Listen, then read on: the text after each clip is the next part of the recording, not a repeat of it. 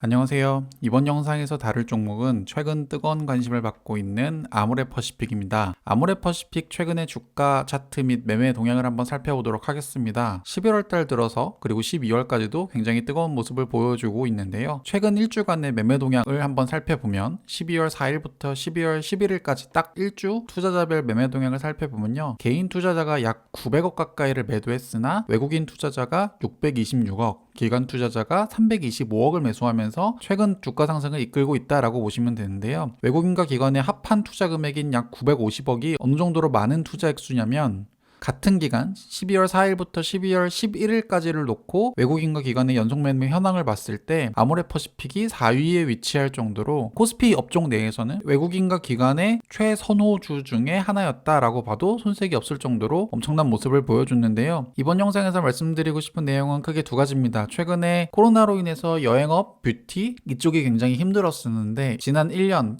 이쪽 업계는 어떻게 그 위기를 극복하고 있는지 그 과정을 한번 살펴보면서 우리는 그 중에서도 왜 아모레퍼시픽을 주목을 해야 하는지 이유를 살펴보도록 하겠습니다. 그리고 그 이유가 바로 최근에 외국인과 기관이 아모레퍼시픽을 강하게 매수하고 있는 결정적인 이유가 되겠죠. 내용이 궁금하시다면 이번 영상 끝까지 시청해 주시면 대단히 감사하겠습니다. 자, 그럼 지금부터 시작하겠습니다.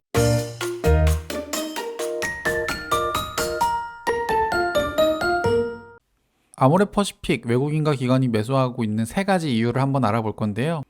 첫 번째는 아까 말씀드렸던 업종 현황, 현재 화장품 뷰티 쪽이 어떤 상황인지를 한번 살펴보도록 할 거고요. 두 번째는 제 영상을 꾸준히 보신 분들은 아시겠지만 어떤 기업이나 산업을 평가할 때 PQC를 관점에서 바라보면 이해하기가 굉장히 쉽다라는 말씀을 예전에 HMM에서도 말씀드렸고 현대차, 기아차 관련해서도 말씀을 드렸었는데 아모레퍼시픽 같은 경우에도 최근에 PQC가 어떻게 변화되고 있는지를 살펴보도록 하겠습니다. 그리고 마지막으로 이 앞선 두 내용을 바탕으로 실적과 애널리스트들이 생각하는 아모레퍼시픽의 목표 주가는 어떻게 되는지도 한번 살펴보도록 할게요. 자, 그럼 먼저 현재 화장품 업종은 어떻게 진행되고 있는지 그 내용부터 한번 살펴보도록 하겠습니다. 올해 코스피는 굉장히 뜨거운 모습을 보여줬죠. 업종별로 수익률을 한번 살펴보도록 하면요. 아무래도 코스피는 굉장히 뜨거운 모습을 보였지만 대부분의 상승은 화학으로 대표되는 전기차, 2차 전지, 제약바이오, 인터넷 게임, 자동차 이 업종들의 수익률이 굉장히 집중되는 모습을 보였고 사실 그 외를 제외하면 나머지 업종에서는 신고점을 경신하는 과정에서도 뚜렷하게 상승하는 모습을 보이지 못했습니다. 그리고 오늘 다뤄드릴 화장품 같은 경우에도 코스피 평균 수익률보다는 훨씬 못 미치는 모습을 보여줬고요. 이는 3분기까지 누적 영업이익률 증가폭을 보더라도 코로나로 인해서 매출이 급등한 제약바이오 같은 경우에는 당연히 매출이 뛸 수밖에 없었지만 그 외의 산업들 같은 경우에는 사실 대부분이 뚜렷하게 상승이거나 하락하는 모습을 보이지 못했습니다. 오늘 말씀드린 화장품 같은 경우에는 아무래도 코로나로 인해서 타격을 많이 받은 업종 중에 하나다라고 볼 수 있는데요. 그래서 그만큼 그동안 주가가 저평가됐기 때문에 외국인과 기관이 최근에 매수하는 과정에서 부담없이 들어올 수 있는 이유이기도 합니다. 자, 그럼 화장품 업종 중에서도 어떤 종목들이 주목받았었는지 지난 1년을 돌아보면요. 코스맥스와 LG생활건강만이 유일하게 코스피와 비슷한 수익률을 기록할 뿐 나머지 한국콜마, 아모레퍼시픽, 애경산업, 아모리지 같은 경우에는 연초 대비 주가 수익률이 많이 떨어질 수밖에 없었고요. 이는 이익 증가율에서도 확인할 수 있습니다. 코스맥스와 LG생활건강을 제외하고 대다수가 3분기까지 누적 이익 증가율이 마이너스인 모습을 보여줬었고요. 자, 그러면 유독 돋보이는 코스맥스 같은 경우에는 사실 손소독제로 인해서 간접적인 코로나 수혜주로 판단하기 때문에 이 코스맥스를 제외한다 치면 대부분의 화장품주들이 이익 증가 측면에서도 주가 수익률 측면에서도 굉장히 부진했던 1년을 보냈던 게 사실입니다. 그렇기 때문에 굉장히 뜨거웠던 전기차, 2차 전지, 제약바이오보다는 화장품 업종이 상대적으로 주가가 저렴하기 때문에 이 부분에서도 다시 한번 바라보자 라고 하는 그런 공감대가 형성될 수 있는 가격이 현재 가격이라고 볼 수 있고요. 자, 그럼 이런 코로나로 인해서 화장품 업계에 찾아온 위기들을 화장품 주요 업체들은 어떻게 위기를 극복했는지를 살펴보면요. 대부분의 업체들이 비용을 줄이면서 그 기간을 버텼다라고 보시면 돼요. 대표적인 화장품 업체인 에스티로더나 로레알 같은 경우에는 전 세계 매장의 상당 부분을 이제 폐쇄를 했고요. 아모레퍼시픽 같은 경우에도 잠시 후에 다시 말씀드릴 거긴 하지만 인력 축소, 중국과 미국 오프라인 매장을 축소를 하면서 여러 가지 비용을 줄이기 위한 노력들을 굉장히 많이 했었다라고 보시면 돼요. 그 결과 주요 기업의 판관비 증감액을 살펴보면 코로나로 인해서 당연히 매출이 빠지는 것만큼 판매와 관리비도 같이 빠짐으로 인해서 어느 정도 수익 구조를 맞춰놓은 상황이다라고 볼 수 있어요. 이게 어떤 식으로 작용하냐면 지금은 매출액이 빠졌기 때문에 이게 지금은 굉장히 힘든 지표라고 볼 수 있겠지만 한번 줄여놓은 판매 관리비는 나중에 매출이 상승했을 때 생각보다 많은 영업이익으로 돌아오게 됩니다. 자, 그리고 코로나 상황에서 또 주목해봐야 할 점이 바로 이커머스 시장의 성장률인데요. 전체 화장품 시장 성장률은 아무래도 코로나로 인해서 작년 대비 역성장할 수밖에 없었죠. 작년 같은 경우에는 5% 성장한 화장품 시장 성장이 올해 같은 경우에는 코로나로 인해서 마이너스 13%로 떨어졌는데 이커머스 성장 같은 경우에는 오히려 코로나로 인해서 더 증가하는 모습을 보여줬습니다. 그리고 이커머스 비중 역시도 거의 모든 업체에서 2019년 전체 대비 2019년 3분기 누적만 오히려 이커머스 매출 비중이 더 클 정도로 이커머스 시장이 굉장히 커지고 있다라는 거는 코로나가 화장품 업체에 준 또 하나의 숙제가 될 수 있다라고 저는 보고 있는데요. 즉 화장품 업계는 오프라인 매장이 점점 축소하면서 온라인 매장이 점점 늘어나고 있고 소비자들도 이커머스 시장에 대해 더 편리함을 많이 느끼고 있는 상황이기 때문에 이커머스의 시장의 발달은 화장품 업체 입장에서는 고마진을 유지할 수 있는 기회가 열린 것이다 라고 우리가 이해할 수 있습니다. 자, 어쨌든 이런 상황에서 최근에 코로나 관련된 이슈를 업데이트하자면 백신 및 치료제가 계속 진행이 되고 있죠. 여러 기사에서도 확인할 수 있듯이 모더나라든지 화이자, 아스트라제네카에서 나온 백신들이 곧 사용 승인될 예정을 갖고 있고요. 일부는 화이자 같은 경우에는 이미 백신이 사용되기도 했죠. 그리고 치료제 같은 경우에도 거의 나온 단계라고 볼 수 있어요. 즉 내년에는 어쨌든 코로나 치료제와 백신이 어느 정도 나오면서 올 한 해 1년간 이어왔던 팬데믹을 어느 정도 내년에는 지울 수 있지 않을까라는 기대감이 현재 존재하는 상태고, 그런 기대감에 따라서 세계 경제 전망 같은 경우에도 IMF에서 나온 추정치에 따르면 올해 같은 경우에는 글로벌적으로 마이너스 4% 가까운 마이너스 성장을 기록했지만 내년에는 방금 살펴본 치료제와 백신들의 영향으로 인해서 5% 정도 성장할 수 있을 것이다 라고 보고 있습니다. 즉 올 한 해 1년간 굉장히 힘들었었던 여행이라든지 올 한 해 코로나로 인해서 가장 타격을 많이 받았었던 업체들이 이제는 다시 회복하는 시점에 대해서 다시 한번 생각해 봐야 될 때가 아닌가에 대해서 기관과 외국인이 현재 생각을 같이 하고 있다라고 볼 수 있고요. 주요국의 시장 성장률 추이만 살펴보더라도 코로나가 가장 심했었던 올해 4월달 이후로는 미국과 중국, 한국, 일본, 프랑스 거의 모든 국가에서 어느 정도 회복하는 모습을 보여주고 있고요. 성장률이 대부분의 국가에서 7월 이후로는 플러스로 돌아가고 있는 모습을 보여주고 있고, 주요 기업 매출 성장률 역시도 회색이 2분기, 그다음에 파란색이 3분기라고 볼 수 있는데요. 대부분의 기업들이 2분기 때 가장 안 좋은 모습을 보였지만 3분기부터는 2분기 대비해서는 많이 개선되는 모습을 보여주고 있기 때문에 이 부분 역시도 화장품 업계가 2분기를 저점으로 3분기부터는 어느 정도 돌아서는 모습을 보여주고 있다라고 우리가 볼 수 있습니다. 그렇기 때문에 4분기, 내년 1분기, 2분기까지도 코로나 백신이나 치료제들이 현재 개발이 거의 다 완료되고 시중에 나오고 있는 단계다 보니까 이런 부분에 있어서 회복세를 기대할 수 있다라는 부분이 최근에 아모레퍼시픽이라든지 LG생활건강 등 화장품 업계에 투자하는 대표적인 이유 중에 하나가 된다라고 우리가 볼 수 있는 겁니다. 특히 우리가 눈여겨봐야 될 부분은 아무래도 코로나를 가장 먼저 극복했다라고 평가받고 있는 중국 시장 성장률을 좀 눈여겨봐야 되는데요. 4월달 이후로는 굉장히 빠르게 급등하고 있는 모습을 보여주고 있어요. 거의 10%를 넘는 성장률을 보이고 있기 때문에 우리가 중국 화장품 시장을 한번 주목해 볼 필요가 있습니다. 왜냐하면 중국 화장품 시장의 성장률이 향후 코로나를 완벽하게 극복했을 때 글로벌적으로 나타날 수 있는 모습을 선제적으로 보여주고 있다 보니까 이 시장이 중요한 건데요. 최근에 중국 시장이 굉장히 빠르게 성장한다라고 봤을 때 주요 기업의 중국 노출도를 살펴보면 바로 아모레퍼시픽이 중국 내 매출 비중이 굉장히 높은 업체 중에 하나입니다. LG생활건강 역시도 중국 내 매출 비중이 굉장히 높기 때문에 이 두 업체의 주가가 상대적으로 다른 업체들 대비해서는 좀 많이 기대를 받고 있는 상황이다라고 볼 수 있는 거죠.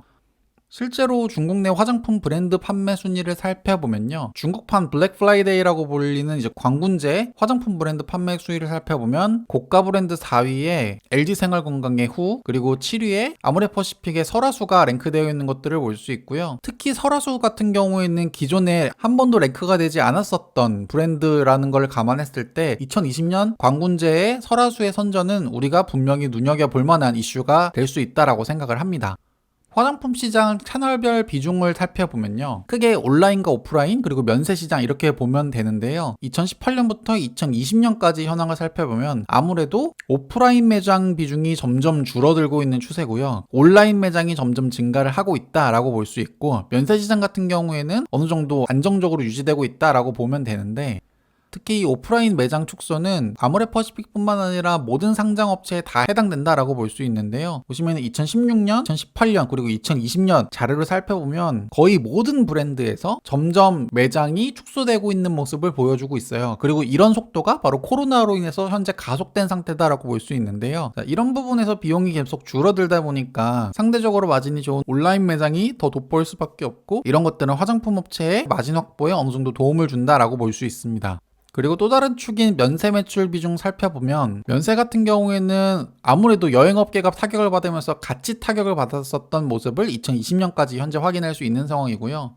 이 역시도 올해 4월 이후로는 어느 정도 성장을 하고 있는 모습을 보이기 때문에, 아까 말씀드렸던 코로나로 인해서 코로나 치료제라든지 백신들이 조금 더 광범위하게 퍼지면 이 부분도 올해까지는 굉장히 힘들었지만 내년 같은 경우에는 충분히 플러스로 돌아갈 수 있다라는 기대감을 현재 받고 있는 상황입니다.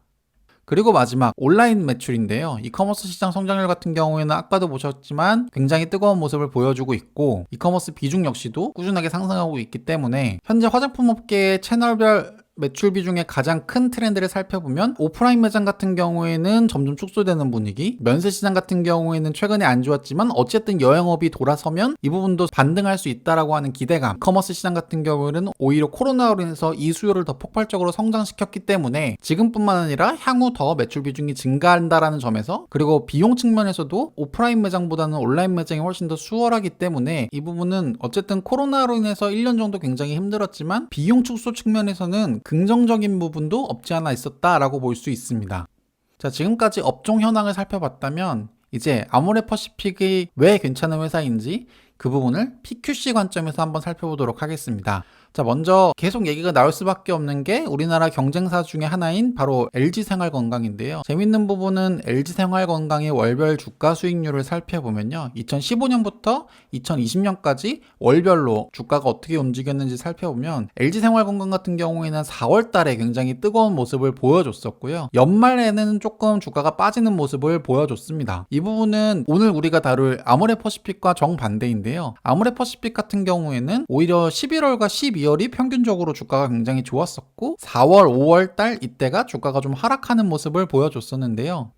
공교롭게도 최근 올해 같은 경우에도 어김없이 11월부터 12월까지 주가가 굉장히 뜨거운 모습을 보여주고 있기 때문에 이 패턴은 올해도 적용된다라고 볼 수 있습니다. 자, 그럼 왜 아모레퍼시픽 같은 경우에는 연말에 주가가 좋고 LG생활건강 같은 경우에는 연말에 주가가 안 좋으면서 4월 달에 주가가 좋았을까요? 그 이유를 살펴보면요, 정답은 바로 실적에 있습니다. 아모레퍼시픽 영업이익 같은 경우에는 2014년 이후로 꾸준하게 줄어드는 모습을 보여줬어요. 2017년을 제외하고는 대부분이 하락세를 유지했기 때문에 이 부분에서 연말 되면 내년에는 좀 달라지지 않을까에 대한 기대감을 씹어줄 수 있었고, 이 부분이 연말에 조금 기대 심리가 작용해서 주가가 좋았다라고 우리가 해석을 할 수 있고요. 반대로 LG생활건강 같은 경우에는 2014년 이후로 영업이익이 꾸준하게 증가하는 모습을 보입니다. 그렇기 때문에 지금 현재 고점이 아닌가에 대한 우려가 있기 때문에 연말이 되면 주가가 좀 떨어지지 않았을까라고 그냥 추측을 할 수 있는데요. 실제로 이 부분은 주가에서도 고스란히 반영이 됩니다. 아모레퍼시픽은 영업이익이 계속 꺾이는 것처럼 2015년 이후로는 주가가 계속 흘러내리는 모습을 보였고, LG생활건강 같은 경우에는 2014년 이후로 주가가 계속 신고가를 경신하는 모습을 보여주긴 했었죠. 자, 그러면 오히려 실적이 계속 좋아지는 LG생활건강을 매수해야지 왜 아모레퍼시픽을 최근에 기관과 외국인이 많이 투자를 하는가, 그 이유를 지금부터 본격적으로 살펴볼 건데요.